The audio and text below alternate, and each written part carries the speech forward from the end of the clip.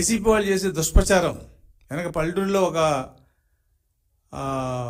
వ్యక్తి వచ్చి కుండ పగిలిపోయింది అన్నాడంట. ఆ ఎన్నోడు కొండ పగిలిపోయిందని చెప్పి ఊరంతా చెప్పడం మొదలుపెట్టాడు.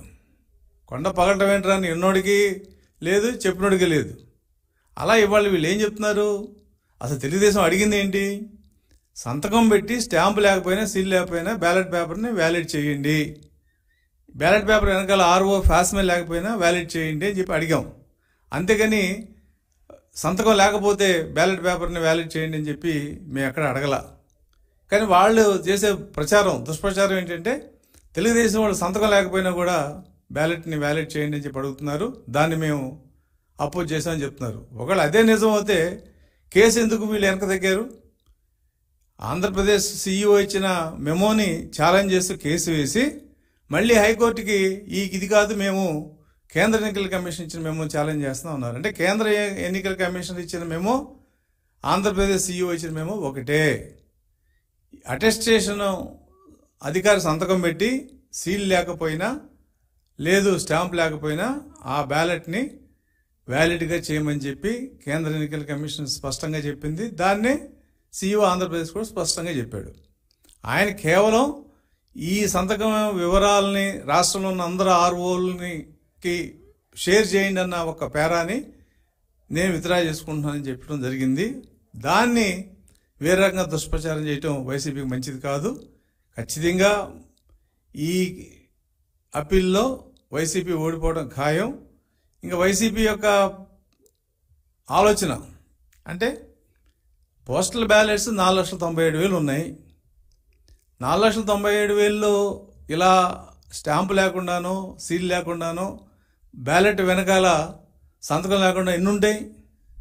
చాలా తక్కువ ఉండొచ్చు. కానీ మా తెలుగుదేశం పార్టీ యొక్క అభిప్రాయం ఏంటంటే అధికారులు చేసిన పొరపాటుకి ఓటర్ నష్టపోకూడదు అని మా అభిప్రాయం. ఎందుకంటే అది ప్రభుత్వం బాధ్యత.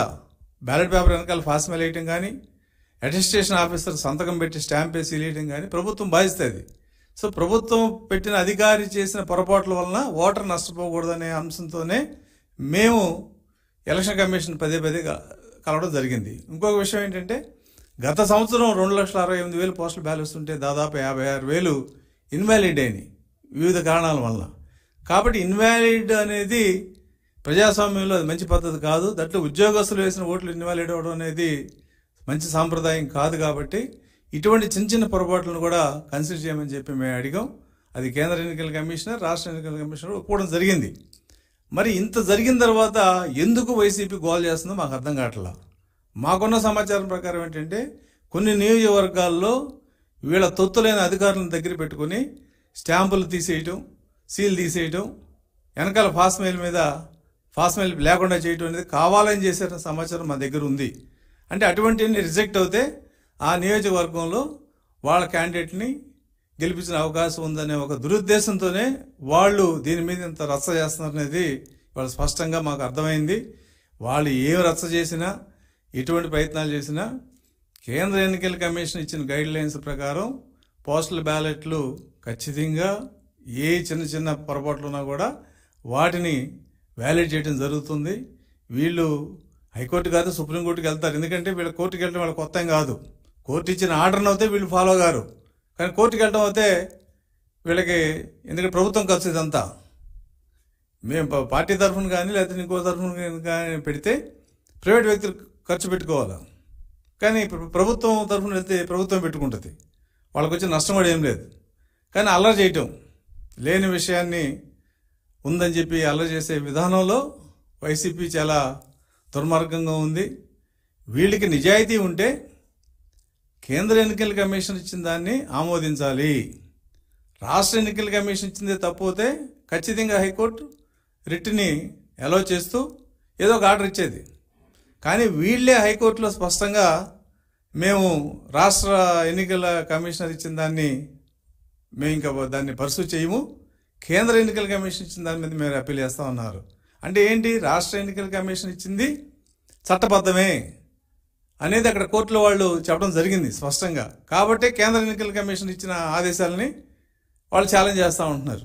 కాబట్టి ఈ రకమైన ట్విస్ట్ అనేది వాళ్ళు చేసుకుని దుష్ప్రచారం వాళ్ళు చేస్తా ప్రజలను కన్ఫ్యూజ్ చేయాల్సిన అవసరం వైసీపీకి ఎందుకు వచ్చిందంటే వీళ్ళు ఖచ్చితంగా వాళ్ళ సొంత అధికారులు కొన్ని కాన్స్టిట్యున్సీలో ఇటువంటి తప్పుడు పనులు చేశారు కాబట్టే అది వాళ్ళ సక్సెస్ కావట్లేదు. కాబట్టి వీళ్ళు ఇవన్నీ కూడా దుష్ప్రచారం చేస్తూ ఇటువంటి లిటిగేషన్ తయారు చేస్తున్నారనే అభిప్రాయం ఇవాళ చాలామంది లీగల్ ఎక్స్పర్ట్స్లో కూడా ఉంది. ఎందుకంటే స్పష్టంగా అక్కడ కనపడుతుంది. సూర్యుడు తూర్పును ఉదయిస్తున్నాడు అంటే కాదు నేను చూడలేదంటే అది ఆగదు. కేంద్ర ఎన్నికల కమిషన్ ఇచ్చిన సర్క్యులర్ ఇవాళ కాదు 2023లో ఇస్తే ఇన్నాళ్ళు నిద్రపోయారు వీళ్ళు. అదే ఇవాళ చెప్పారు వాళ్ళు. వాళ్ళే కొత్తగా ఏం చెప్పలా. మేము 2023లో చెప్పాము, అదే చెప్తున్నాము, అదే ఫాలో అవ్వండి అని చెప్తున్నారు. సీఈఓ ఆంధ్రప్రదేశ్ కూడా ఏం చెప్పాడు, కేంద్ర ఎన్నికల కమిషన్ ఏం చెప్పిందో మేము అదే ఫాలో అవుతా ఉన్నాడు. మరి ఇక్కడ అస్పష్టత ఏంటి, డిస్ప్యూట్ ఏంటి అనేది వైసీపీకి మరి అర్థమైందో లేదో మాకు తెలియదు. వాళ్ళ లాయర్ కూడా ఆయన చేసిన ఆర్గ్యుమెంట్లలో ఎంతవరకు సీఈఓ ఆంధ్రప్రదేశ్ డేటాని అన్ని ఆర్ఓలకి పంచడం అనేది ఎక్కడా లేదని చెప్తాడే తప్ప బ్యాలెట్ పేపర్ మీద సంతకం లేకపోయినా లేదు అటెస్టేషన్ స్టాంప్ కానీ సీల్ కానీ లేకపోతే కేంద్ర ఎన్నికల కమిషన్ ఇచ్చిన ఆదేశాలని తప్పని ఎక్కడ చెప్పలే ఆయన. అందుకనే సీఈఓ ఆంధ్రప్రదేశ్ ఆ పేరాన్ని మేము విత్డ్రా చేసుకుంటున్నామని చెప్పి చెప్పడం జరిగింది. అదో పెద్ద విజయంలాగా లేదంటే అదేదో ఒక దీనిలాగా వైసీపీ దుష్ప్రచారం చేయటం అనేది మరి వాళ్ళ దిగజారుతనానికి నిదర్శనం.